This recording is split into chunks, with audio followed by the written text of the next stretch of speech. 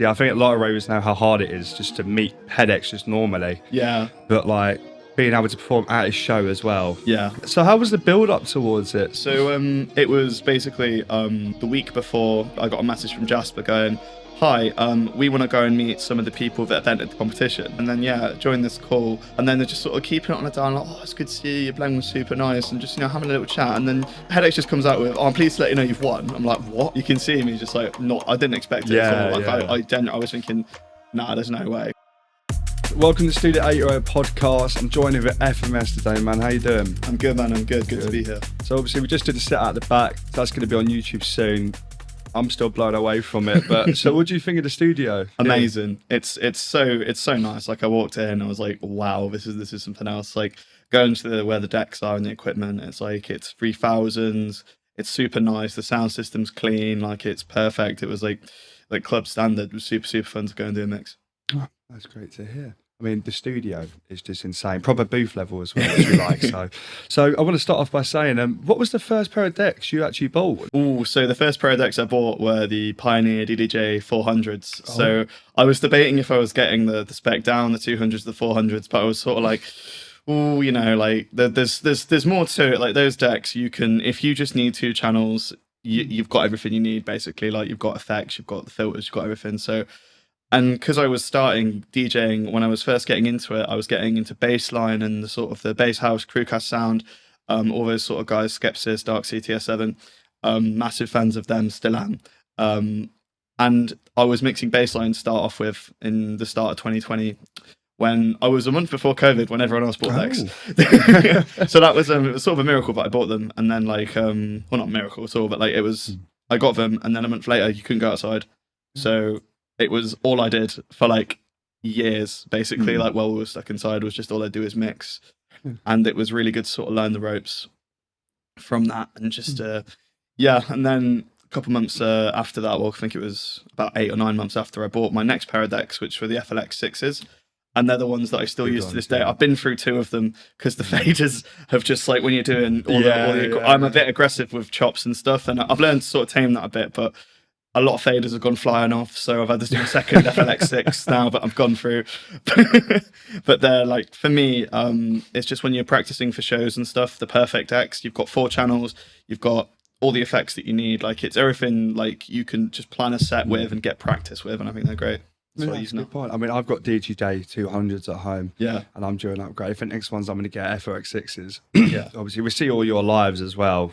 Just being a bedroom DJ and then getting obviously to the Hedex show as well. How mental was that for you?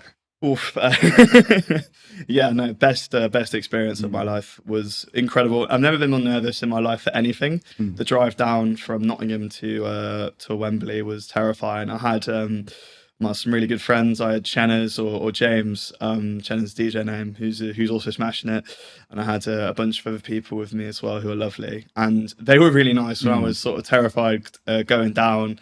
And then we get to the hotel and I lock myself out of the room about 45 minutes from supposed to be at Wembley. So that was absolutely terrifying. And my GoPro USB and all that's in there. I'm like, I'm not going to play the set. So, oh my God, that is a nightmare. That is. So that didn't help. But it was, we then get to Wembley, all sorted. I meet some lovely DJs, meet some lovely people that are running it. Meet Hedex, Jack. How was that meeting Hedex? That must be pretty cool. He's he's been a massive inspiration to me. When I was even though I got into bassline first DJing, I still had a massive soft spot for D&B. I know the whole cliche of Mackie G Tour, but that is, and he's still the GOAT, man. I saw him a couple of years ago. He's amazing. And Hedex's Rampage 2018 set is one that I kept watching when I was learning to DJ and when I transitioned to D&B. Before the clubs reopened, that was one that I was can just rinsed and keep watching. Yeah, I mean, that Mackie G Tour, that is a proper old tune, isn't it? I love it. I remember first listening to that when I was quite young. Big tune. I think that's what kind of started to get everyone into that scene. It definitely got me into it. So yeah, 100%. It helped jump up. But meeting him was amazing because it's just one of my favorite DJs, massive inspiration, getting to say hello and everything, and very nervous. for everything going on, like meeting basically my idol in drum and bass, and then also then doing the biggest set I've ever done by a complete mile. Yeah, I mean, it must have been a mental day. Like, I can't even process that. Obviously, I think a lot of ravers know how hard it is just to meet Hedex just normally. Yeah. But like being able to perform at his show as well. Yeah. Like that must have been stress, but I rate you for it. Like that would have been, my nerves would have been gone. But so how was the build up towards it? So like obviously you did the set and he picked you and stuff like that. So yeah, so it was basically the week before I got a message from Jasper going, "Hi, we want to go and meet some of the people that entered the competition." So they kept it on the download because they wanted this reaction, which they got in that video that they posted. And I was like, fair enough. They was like, we want to meet some of the people that entered the competition. I was like, okay, sick. I'm free this day. And then I think Jack had an issue, or Hedex had an issue with his hard drive, so they couldn't meet in person. But they did like a WhatsApp call, and I was thinking like, I've got a ticket this. If I get a guest list, like I get 40 quid here. Like that's what I was like. Fingers crossed. Like what if they give out a couple of little prizes? Even just like having a call with him would have been amazing. So that was just gas for that. But like. He picked up and it was this is so sick getting to chat to. I'd met Jasper before. He's super nice. Yeah, such Jasper a lovely is a guy. nice bloke. I see him at all the raves, just filming, going around. I always say, like, I mean, he's the tallest geezer in the rave at the end of the day. You can't miss him at all. He always says hello. He's always a lovely guy. Yeah. Super nice. And then joined this call, and then they're just sort of keeping it on a down. Like, oh, it's good to see you. Your blend was super nice, and just having a little chat, and then. Hedex just comes out with, "Oh, I'm pleased to let you know you've won." I'm like, "What?" Well, that's always a I was like, "Oh, they put the reaction on the Ravers Rave account, and it's just like you can see me just like not. I didn't expect it at all. Like I was thinking, nah, there's no way, because I don't know. I was super happy with the mix I submitted, and I thought it was good, but I was just never thought that I'd win anything like that with just through DJing and stuff. And yeah, getting that, and then had like a week to prepare the set. Every day was 8 hours, just sort of like making sure every plan. We're coming up with so many new mixes, and like getting a full set prepared so that like the set goes as well as it can do. And the day came around. And then I just wasn't really sure what to expect, like with crowd and stuff. I was sort of like, oh, you know what? I'm going to have like some more relaxed tunes to sort of first 5 minutes. I'm going to assume no one's going to come through the door. It's people are going to be sort of like, oh, I'll get a drink and all that. I get to Wembley, there's a queue of about 500 people. I'm like, I mean, I couldn't attend the show, but my mate Jamie, he was there. Yeah. And he showed me the queue. The queue was mental. It's like 8 p.m. This is like an hour before any music. And I'm thinking, I don't know why I didn't think there'd be that many there. It's literally a Hedex show at Wembley. People would be there from the start. But like, I was just shocked to see like 500 people queuing. I'm like, okay, the pressure's really on now. Yeah, I mean, it's a bit of a cliche. Like if you go to a rave, like there's not too many people there at the start. It always flood in like a few hours later. Because it's a Hedex one. I'd been to like Warehouse Project, got there at the start, and I'd seen like no one there. So I was thinking it would be similar. But it was like an hour before, and that many people. I'm like, okay, this is going to be ridiculous. I'm terrified.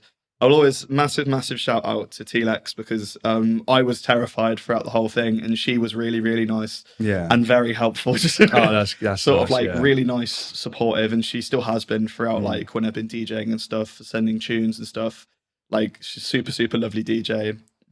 Wish her all the best. Like incredible. Did you see your set censored, Telex? So I had a holiday literally the day. Oh, did you? I had to do my set and go, which was a shame because I missed Pablo, because I'm good friends with Pablo. Pablo. I wanted to watch his set, but I had to dart. And there was a few of us there that was sick, but that was a shame. So, who would be like your idol? Obviously, set from Hedex, like just getting into it and all. Oh, so when I was like starting, at the very start. Yeah, I'd say the main guys. Well, Hedex is still there, 100% in that category of when I was getting into drum and bass. That Rampage set was top of the list. Like that was one of the best. But I think when I first started getting, I think Brucey was like real introduction. I think Mackie G Tor, Brucey, and Wilkinson probably like the 3 introductions to sort of bass house, bass line, drum and bass, sort of UK dance music. And then I went to my first ever rave, which was Crewcast Rock City in 2019, and that blew me away. Like it was, the roster of like the Skepsis, Dark CTS7. I knew Suki was there as well, and there was a few others there, and it was just such a good event, and it really sort of got me inspired to like try and find as many DJs as I can in both drum and bass line, and like I started to just follow all of them and sort of like be desperate to go to the next rave basically. but like none of my friends from uni or home enjoyed the music, so it was sort of like that's the worst. I didn't get to go to many at all. So did you ever go on your own little solo rave? No? I do more so now. Like I'd say, well, not now, but because I've got with the gigs and stuff, it's a shame that I don't get to rave as much. Like it is sort of like you're gonna play a set, and then you want to be in like you can't be like be getting like drunk or any of that sort of thing. You want to make sure you're professional and make sure you're all that sort of thing. So I'm making sure that I'm like best I can be and stuff like that. But I've been to a few raves by myself. I remember I saw AMC in Nottingham with it was a ridiculous lineup. So AMC, Coven, and there was another one. Annex. That's a ridiculous line. I think that was Square One. Shout out J4. No, Square One is pretty good, to be fair. I went to a festival there. Yeah, no, it was pretty. That good. was like Callum Bishop. And all those guys. Summer LC is she's super good as well. Yeah. Well, right, next one. So what's your favourite set so far? Because there's been quite a few. Obviously, I think the obvious one is Wembley, and it is. But what's the one after Wembley? Because that's like the basic answer. It cannot not be Wembley because that was just ridiculous. But I think I've come up with like, because I've always been in my head what my favourites been. I've got like a few. I can't pick a favourite, but these are some highlights. The Hedex pop up when I went back to back with Inertia in May this year was amazing. That was unreal. I was behind you when you was playing. Sick! Honestly, it was insane. That was one of my favourites. The venue as well. Have you been to that venue before? Never been to that venue before. Because I was really, really impressed. I thought it was like a really good venue. I thought. No, it was 10 out of 10. That. I hope more DJs booked there. I hope 100%. I thought that was super cool. I think another one was it was K-Motion's 360 at Tank. I did one of like it was like an 11 to 12. Never seen a crowd reaction like it. Like it's a 360 as well, which is like it just emphasizes that level of hype. But that was just one of my all-time favorite sets. Yeah. Just incredible, and like the clips did really well as well. So it's like another bonus to help sort of get more of like a following on social media. But just the enjoyment and like I just didn't stop smiling throughout the set. It was amazing. Yeah. And it was like when I first did Tank, it was super sick. You've been at Tank quite a lot though, haven't you? Yeah, I would say, one of my favourite venues in the UK. I mean, I've seen you twice at Tank personally, but I love going down to Sheffield. It's quite a nice area, you know, for Tank. But what's your favourite Tank one? The K-Motions one. It has to be the K-Mo one. Yeah. I'd say Mosey as well was wicked. The first one I ever did. And then recently there was, I think it was Hybrid Miser Sota. That was wicked. And then I did Crewcast last weekend. That was super, super fun. And yeah, there've been some good ones. I think outside of Tank as well. I think the Censored's up there as well. That was unreal. No, the Censored block parties always go off. Like, they're really proper good. That was super, super fun. So, what would you say like the top genre is in D&B right now, and like what needs to make a comeback? That's a hard one. I mean, I can start off. I'd say jungle needs to kind of come back a bit more. Yeah. Because I feel like all these new ravers, like they're just gone straight into like, just like jump. I'm not branching out to as many things. Yeah. Do you know what I mean? I think so. I think, definitely. I think it would be nice to see sort of more. I think personally, minimal is so slept on as a genre. I think the critical sound, particle, halogenics, like NI, like those guys make some like really, really dark beats. And Simula's sort of put that into the mainstream a bit more. And that's been super cool. It's such a nice sound. I think, neurofunk as well and dance floor, like I think all the genres should like I try and incorporate as many as I can into the set. I did like a show in Bristol last weekend and it was an earlier set, so I did like most of it was sort of like 175 darker beats, sort of playing more minimal sort of things like that, playing like Napes tunes and Toby Ross, and some of those guys are really, really talented producers. I think I'd love to see more neuro in the rave. One of my favourite sets of all time was NI back-to-back Mephius at Boomtown. I think a lot of people share that opinion. It was just ridiculous. Are we seeing you at Boomtown this year? No? You'll be seeing me as a raver, but... okay, I might bump into you then, because it's my first ever Boomtown, so I'm buzzing. I'm very, very excited. No, I'm not... as of yet, okay. There's been no offers yet. But, as I've been, you never know. Yeah, you never know. If anyone watching this has a spare slot in Winchester, I mean, getting booked. I would be very happy. Yeah. But yeah, no, I'm super excited to go back. Lovely festival, one of the best in the world. But yeah, that's that. I think Cameron Crooked, and I saw that in Stealth Nottingham as well. Just ridiculous. What is Stealth like? I've never been there before. Oh, it's wicked. I have a residency there because I've been local to for ages, and it's one of my again, I'll always say it's slight bias that I play them all the time, but Tank and Stealth are two of my favorite clubs in the UK. Stealth's just brilliant. The DJs always seem to love it, which is good. Like they've always come off and been super gassed that they've played there, and it's like because the crowd have always been quite energetic and stuff. It seems to always be a good crowd. I always enjoy playing there. It's always a great one. Yeah, that's decent. So, where would you like to perform next? Like, so, we can go with like, say your next event. Where would you want to go? You kind of already been there, and then we'll say somewhere where you haven't been. Okay, so like dream venues sort of thing. Yeah. Okay.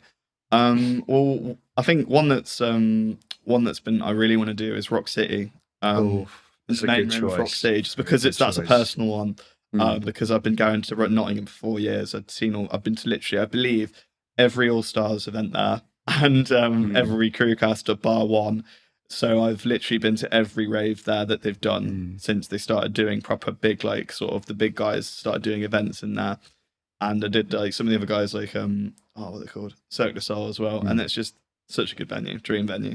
So if you got the chance to perform at Rock City, who would you want to go back to back with? Oh, yeah, it's a hard one. So can we be? Is it realistic or dream? Like, we can do realistic and dream. Okay, realistic, and it's one that's been like we're actually started to happen as Titan. I think we're a fun back to back. We have the sort of he's got those heavy blends and stuff, and but he's also got the melodic side to slow it down and give the crowd a breather.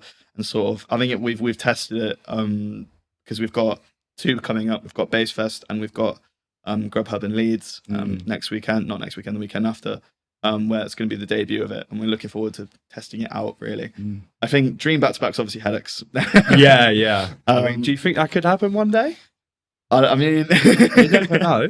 I mean, it'd be incredible. I mean, I need to catch up quite a bit. Just only about like a couple of years behind. But it's definitely a dream back to back. If it ever happens, we'll never know. Fingers crossed. But I mean, you and Titan back to back, that's got to be mental. Yeah, we're super buzzing to do it. I mean, I see you two on the TikTok lives, like just going, mental. Yeah, we love it, man. We're super excited to give it a go. Yeah, great. So what's the next event you're going to be at? Okay, so this weekend I've got 2. I've got Birmingham back-to-back C3, who's a really, really good DJ. He does stuff with Bass Barn and stuff. He does Supersonics and all those sort of events, really talented. And then I've got a headline one in Southampton on Saturday, Cafe Portrait for Knick Knack and POV, with me and CXM headlining. So I'm looking forward to that one as well, because I've never done a gig in Southampton, so that'll be a super fun one. Yeah, I mean, Southampton's pretty good. I mean, I've only been engine rooms myself, and I think it was quite a cool venue. It reminds me a bit like the drum shed room. I can't remember the name of it. Like, the long corridor one. It's kind of like that, engine rooms. Yeah, no, I've seen engine rooms. It's one of the venues that I want to do, and fingers crossed we'll have got planned. So that'll be a super good one to do. That happens. That'd be very cool if that does happen. So. This is a question from one of my mates, funny enough. But how does it feel to be the supreme overlord of bedroom DJs? Yeah. So I wouldn't give myself that title. I do think there are better. But to be like to come from that, I'm really happy with it. I think I know bedroom DJ can be used as an insult, but I take it as like a positive thing, because it's like it's a humble beginning, sort of like practicing your blends in your bedroom, and then to have this massive boost from Hedex and to the Wembley show, it's been such an incredible sort of like experience to go from sort of doing live streams, doing the occasional show at Stealth, doing a couple of shows in Nottingham, to then having like a weekend like a month ago where I did 7 shows in a weekend. It was like, I'm super grateful for it. 7 shows in a weekend. That is. I've always said I'll never be able to thank Hedex, Will, Jasper, everybody involved in his team enough for that opportunity, because it's just given me so much. And the fact that they're still they're so lovely, and they've put me on the new one, the Hedex North and South. Yeah, I just cannot wait for that. Yeah, so that is going to be special. That one, I'm really excited for that one. Yeah. So yeah, as you were saying about the bedroom DJ and stuff, I think it is quite a humble start. To be fair, like I feel like with how social media is based nowadays, like if you're just like say like you're on an Instagram live, even a Facebook live, just like the amount of views you can bring in, it gets more people to like you and get to your shows as well. Yeah, which I think is pretty good. 100%. I used to do, and I'm going to try and it's just with everything going on, I've had to cut something. So it was either shows production or the TikTok lives, and I thought realistically I need to stop doing the TikTok lives as much because that was every day, 3 hours. Like it took a lot out, but it was some of the best times. And I am going to do some like whenever I can, because they are really, really, I know people like them and I've had messages about them, and they are really, really fun. And it is a really nice way to interact with your audience, because you've got, I'll have a mic like this. And it is basically like the whole thing is to test out and to find new blends is you request a song in the chat, I'll then try and find a blend with it. That's the cool thing about it. Obviously, if you're at a rave, you can't do that. But like, if you're just at home on a live, it's so much more easier. It's always people appreciate it much more. Like, it's good to have interaction with everybody and just sort of like have a chat. And it's always fun to just go and just to sort of like, you know, chill out, have a conversation. Don't have to be too serious with the blends and stuff like that. You can just sort of relax. If it works, it works. Sort of thing. Like, they've always been super fun. That's right. So, what do you think of the current state of the rave scene? Just like recently, like just the ravers, how have they been? Obviously, we talked about the Belgium set the other day. I just want to see how you'd compare them both. I think, so I do think UK crowds are really good in a lot of venues. Like I think obviously later on in the event, everyone's quite tired. That's the thing. I don't understand how, like Belgium, you can do a set at 4:30 in the morning and it's as active as it would be for a headliner. Like, it was ridiculous. Like, when I go to rave in the UK, I'm knackered by about 3-4, so I don't blame them. But no, I do think UK crowds are good. I think a lot of venues, especially like Tank and, as I mentioned, Stealth, they have really, really good crowds, and they just seem like I think it's in a good state at the minute. Yeah, I mean, Belgian ravers, they're crazy, and they're jumping about and everything. I mean, I can't wait. I need to go to one soon in Belgium, because I quite like Belgian jump up myself. No, it's so good, man. They are crazy, but in the best way possible. Yeah, that's great. What else can we go on to? Trying to think. So we'll stay on the topic of Belgian jump up. So what's your opinion on it? Do you like Belgian jump up? Yeah, no, I've got a soft spot for it. I don't play it much in my sets, but I remember when I went to Proxic and they were doing the most ridiculous jump up I've ever heard at 185 BPM. It is just fun. That's mental. I can understand why some people might not enjoy it, because I get it's very heavy. It's very heavy sort of subgenre music, but I love it personally. I think it's just really sort of energetic and stuff like that. I love UK jump up a bit more though, I've got to say. I think I really like the low down deep sound. I really like the sort of the Logan D amplify, those sort of guys. But then as equally, I love like the Sukis and obviously the Hedexes, and they've got that sort of more screechy sound in their production. I think they work really well together. I've got one of my favorite blends is that subsonic tune that Mosey's remixed that I now can't remember the name of. But I blend it with one of Suki's, and it's the sort of the classical sort of old school jump up tune with a new school Belgium sort of screechy sound, and it's just they're two sounds that I think work really well together. Oh, that's fair enough. So, we're coming to the end of the podcast. I just want to say, like, is there anything you want to say to your fans out there who are watching this? Like, because obviously you're smashing it at the minute. Like, sky's the limit. So super gassed with how it's all gone, and just like everyone that's sort of like that's supported and everything like that has been absolutely amazing. Like, the support has been incredible. So grateful for everyone that's like, you know, sent a message, and sometimes I do feel bad when I can't read all the messages sometimes, and you know, it's my apologies. I'm trying to get better at that, but like everyone that shares love, sort of like comes to a set, says hello, everything like that, even like comments on a post or something, or sends me, you know, anything like that, just any sort of support is so appreciated, and it means the world to me. Well, this has been a dream to sort of, you know, experience this this sort of lifestyle, and it's been amazing. So, and that's because of everyone. So thank you all. Well, thank you for coming down and everything. No, I mean, I hope you enjoyed it. Obviously, good luck for the future. I'll be in the crowd cheering you on. So, but yeah, thank you. Oh, super good. Thank you for having me. That was amazing.